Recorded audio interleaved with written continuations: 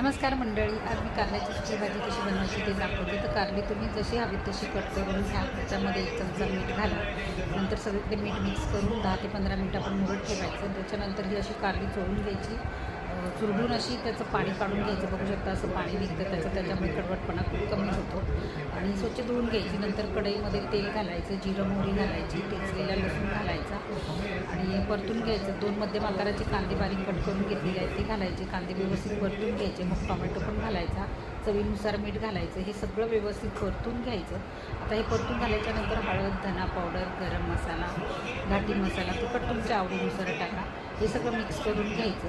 त्याच्यानंतर आपण स्वच्छ धुवून घेतलेली कारली घालायची. सगळं मिक्स करून घ्यायचं. झाकण ठेवून आपण कारली शिजवून घ्यायची वाफेवरती. 5-7 मिनटं लागतील. तर बघूया कारलं शिजलेलं आहे का. तर कारलं मस्त शिजलेलं आहे. वरून आपण आता भरपूर सारी कोथिंबीर घालूया. मस्त कारल्याची भाजी तयार आहे. व्हिडिओ आवडला तर लाईक करा, शेअर करा, सबस्क्राईब करा.